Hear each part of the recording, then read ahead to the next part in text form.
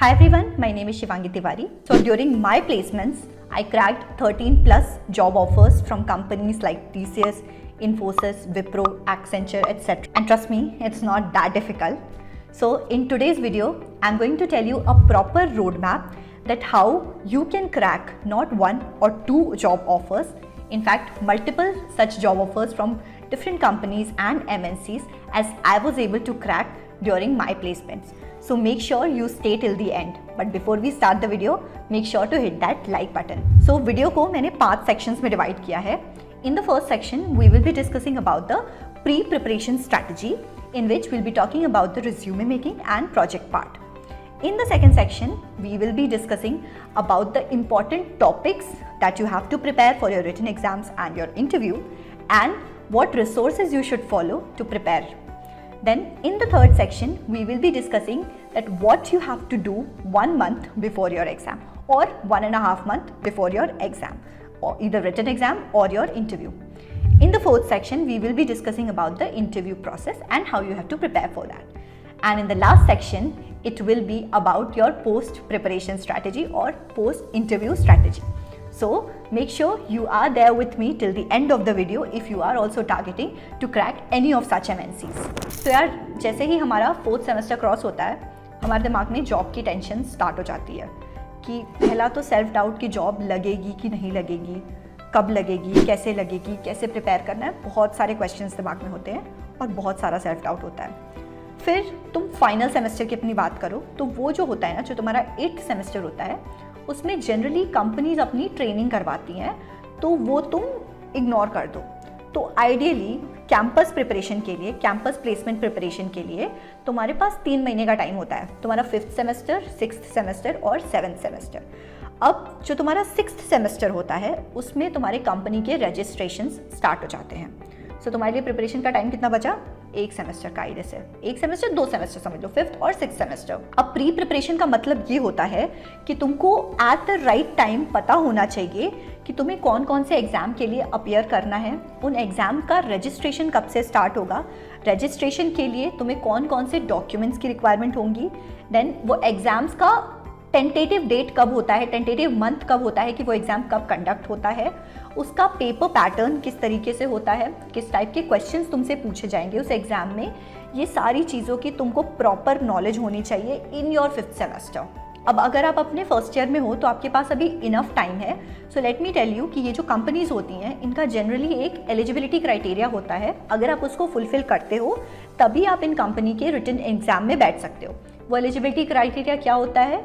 So they need 60 for you to appear in their written exams. अब 60 का मतलब ये होता है कि आपका 10th स्टैंडर्ड में 60% होना चाहिए या उससे ज़्यादा होना चाहिए, 12th में 60% या उससे ज़्यादा होना चाहिए, एंड देन ग्रेजुएशन में भी आपका स्कोर 60% या उससे ज़्यादा होना चाहिए at the time when you are appearing for the exam. And हाँ, आपकी कोई भी एक्टिव बैकलॉग नहीं होनी चाहिए.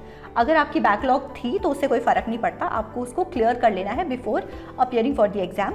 किसी कंपनी में एक एक्टिव बैकलॉग चलती है, but you have to clear it before joining the company.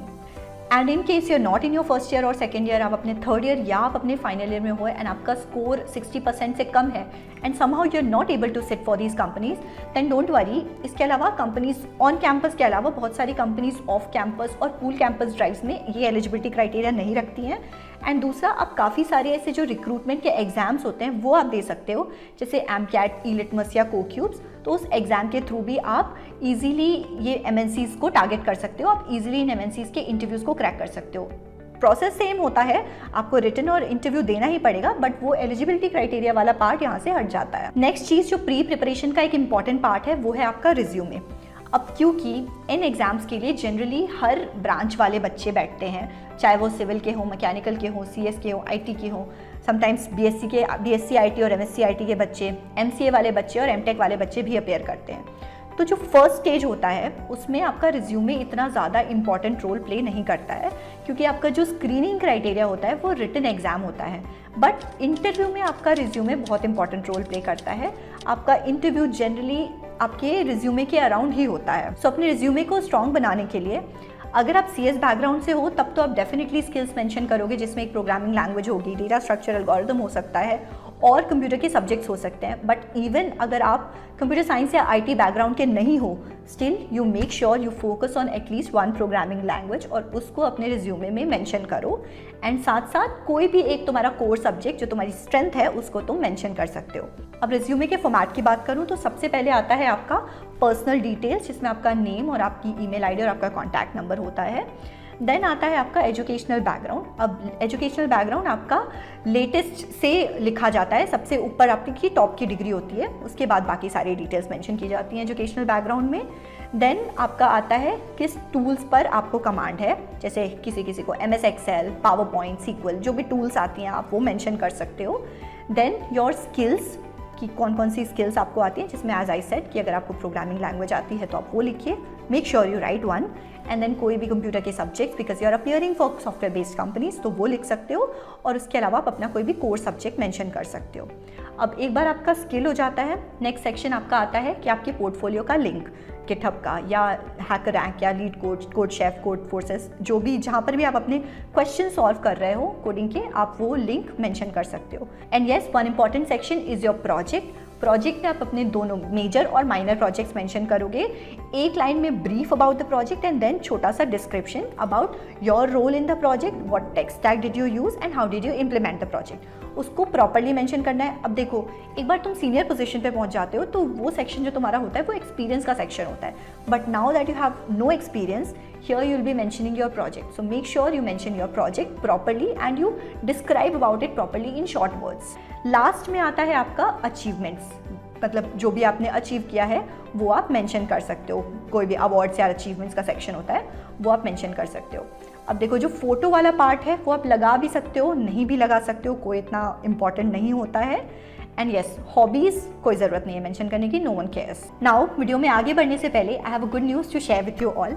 सो आप में से काफ़ी सारे लोग मुझसे वन ऑन वन इंटरैक्ट करना चाहते हैं and a lot of my students ask me कि दीदी आपने इतने सारे एग्जाम्स कैसे क्रैक किए। So for that I am conducting a 1 hour workshop on this coming Sunday from 6 PM to 7 PM, where I'll be able to interact with you all and clear all your doubts, and I will tell you my strategy that कैसे मैंने इतने सारे exams के लिए prepare किया, how I prepared my resume, how I applied for these companies, मैंने test के लिए कैसे प्रिपेयर किया, and through my preparation how I was able to score 690 marks out of 700 in companies and exams like CoCubes. So I'll tell you all those strategies, मैं आपसे one on one बात करूँगी and I'll try to answer all your doubts. अब देखो, seats बहुत limited हैं क्योंकि मैं आपसे वन ऑन वन इंटरैक्ट करना चाहती हूँ, तो इसलिए मैंने सीट्स लिमिटेड रखी हैं। So there is a link in the description, just go to that link and register yourself before the seats get full. Now coming to your preparation part, the important topics that you have to prepare for your written exam and your interview, then the resources that you should follow to learn and understand these topics and practice. So सबसे पहले 5th semester में आने के बाद ideally आपको अपनी preparation start कर देनी चाहिए for any of the job interviews that you want to crack, ताकि आपके पास इनफ टाइम और बफर हो to prepare for your mock interviews and to appear for multiple interviews so that you can gather the backup options for yourself. So written exam के लिए majorly आपको 4 चीज़ें पढ़नी होती हैं। First one is your numerical aptitude या quants. Second is your reasoning, जिसमें आपकी logical reasoning आती है। थर्ड इज़ योर वर्बल, जिसमें आपका इंग्लिश आता है, वो क्या आती है, ग्रामर और ये सब आता है। And fourth is your coding part, जिसमें कोडिंग या प्रोग्रामिंग बेसिक्स या आपका DSA कुछ भी हो सकता है। तो मेजरली ये 4 सेक्शंस की आपको प्रिपरेशन करनी है।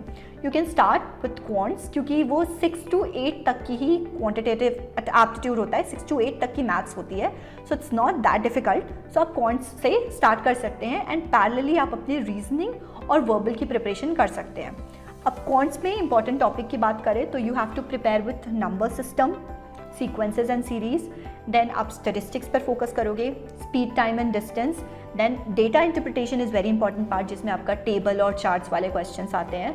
देन बेसिक जो अरिथमेटिक्स होती है, HCF, LCM, probability and simple interest, compound interest, इन सब टाइप के क्वेश्चंस, ये काफ़ी इंपॉर्टेंट पार्ट होते हैं। इसमें जो बोर्ड्स और स्ट्रीम के क्वेश्चन होते हैं, इसके भी क्वेश्चंस काफ़ी आ जाते हैं, जो it's a part of speed, time, distance only, but it is covered separately, जिसमें हम बोर्ड्स और स्ट्रीम्स के अपस्ट्रीम, डाउनस्ट्रीम के क्वेश्चंस होते हैं, वो आ जाते हैं। Percentage is really important, percentage के क्वेश्चंस बहुत ज़्यादा पूछे जाते हैं। So these are the important topics that you have to prepare for numerical aptitude. Then comes reasoning. अब reasoning में important topics could be logical reasoning, deductive and inductive reasoning, syllogism, analogies, statement and assumption and conclusion वाले जो questions होते हैं. Then some questions are asked on critical reasoning and some on direction sense. This is also a part of your reasoning. Then जो तुम्हारा last section होता है वो verbal ability का section होता है. इसमें एक major जो questions आते हैं वो reading comprehension से आते हैं, जिसमें you have to read the passage and you have to answer the questions on the basis of the paragraph that you have read.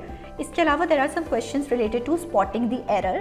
कुछ ऐसे सेंटेंस करेक्शन के क्वेश्चंस होते हैं. There are some questions on grammar and vocabulary. A lot of questions are asked on fill in the blank sort of questions will be there. So like cloze test बोलते हैं जिसको, वो रहता है. Then there are questions on synonyms and antonyms. So to prepare for verbal it's not that difficult. आप अरुण शर्मा पढ़ सकते हो, उसमें भी वर्बल की प्रॉपर एक बुक है Arun Sharma. If you can read that and you can practice question तो आराम से you will be able to crack your verbal part. अब एप्टी के साथ देखो खेल यही है कि क्वेश्चंस बहुत ज़्यादा टफ नहीं आते हैं. मैंने कहा ना कि तुम्हारा जो मैथ्स होगा वो 6 to 8 तक की ही मैथमेटिक्स होती है. कोई तुम्हारा कैलकुलस, इंटीग्रेशन नहीं आता. बहुत सिंपल प्रॉफिट लॉस के क्वेश्चन, प्रोबेबिलिटी के क्वेश्चन, रेशियो प्रोपोर्शन के क्वेश्चन, स्पीड टाइम डिस्टेंस के क्वेश्चन आते हैं. तो सिंपल होता है. जो तुम्हारी इंग्लिश आती है वो भी तुम्हारी 10th तक की इंग्लिश होती है, जिसमें तुम्हारे tenses, grammar, vocab, synonyms, antonyms, syllogism, ये सारी चीज़ें आती हैं. देन और जो तुम्हारा रीजनिंग होता है it's all your mental, analytical and logical reasoning, कि तुम अरेंजमेंट, सीटिंग अरेंजमेंट कर पा रहे हो कि नहीं, सर्कुलर मोशन में अरेंजमेंट कर पा रहे हो कि नहीं. तो इस टाइप के कोडिंग, डिकोडिंग के क्वेश्चंस वो सब कर पा रहे हो कि नहीं. तो apti is not that difficult basically to learn और to understand and to solve. कोई भी बच्चा उसको सॉल्व कर सकता है. But in these sort of exams it's all about your time. How do you manage your time and how quick are you able to solve the question, and that only comes from practice and tips and tricks that you will learn while doing your preparation. So now talking about the coding section, तो इसमें तुम्हें एक programming language पर strong command रखनी होगी, B it CPP, Java, Python या कोई भी प्रोग्रामिंग लैंग्वेज जिसमें तुम कंफर्टेबल हो.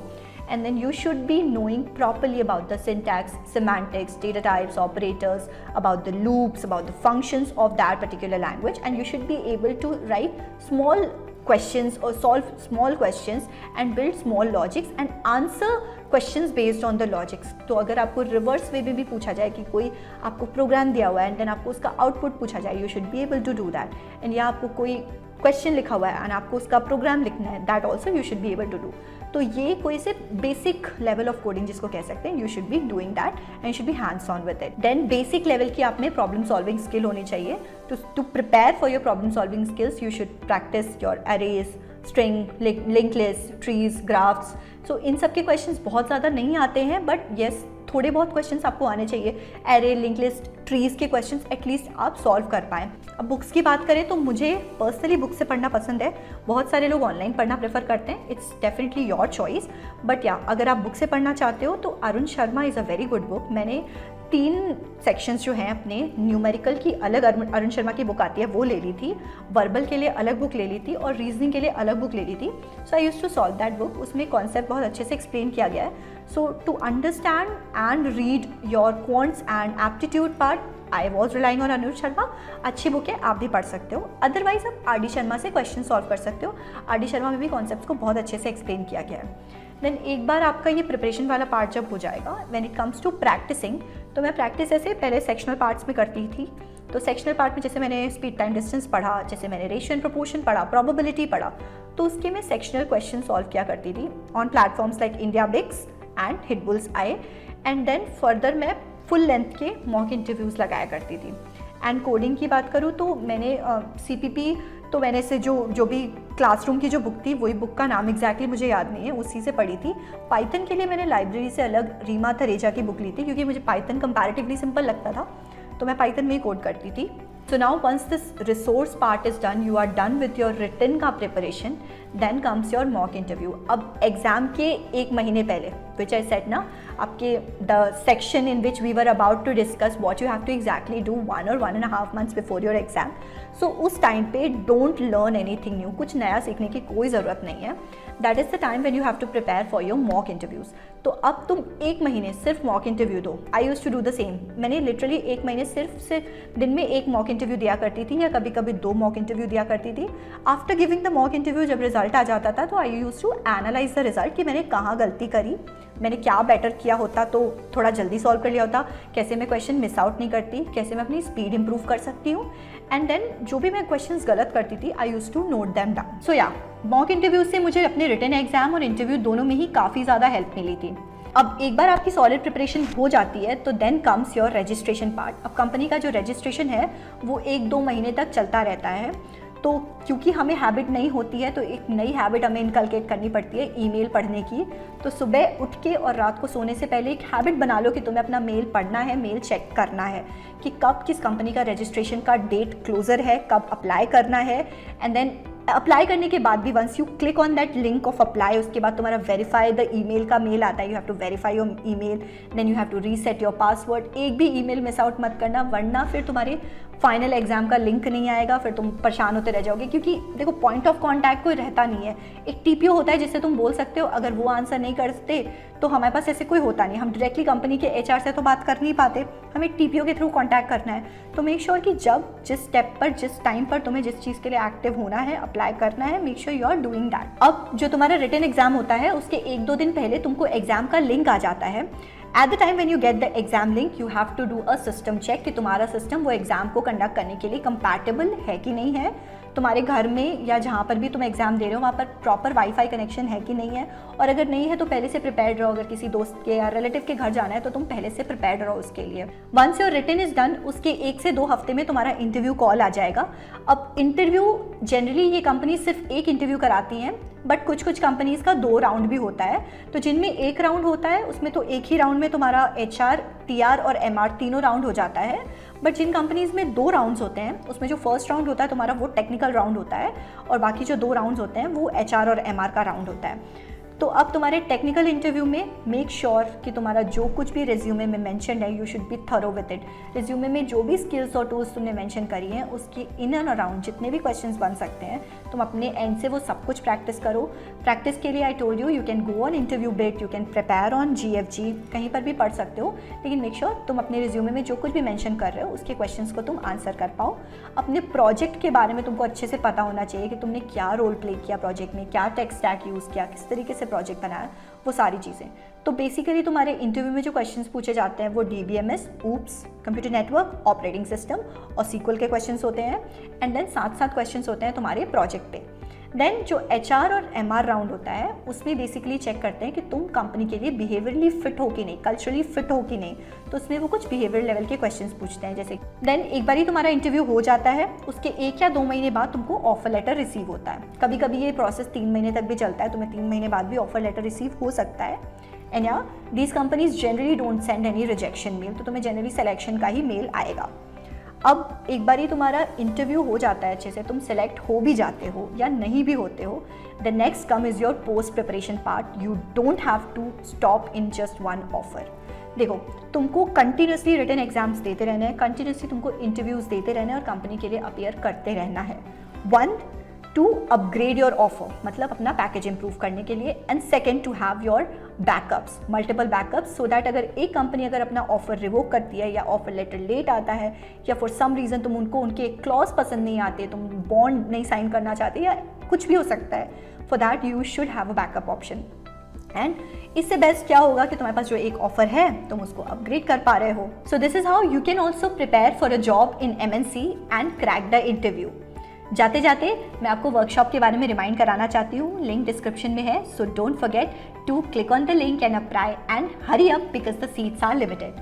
आई होप आपको आज की वीडियो अच्छी लगी होगी। सो अगर वीडियो अच्छी लगी है so don't forget to hit that like button, share it to your friends and family and subscribe to my channel, and don't forget to hit the bell notification so that you get notified whenever I post my new video. Thank you so much.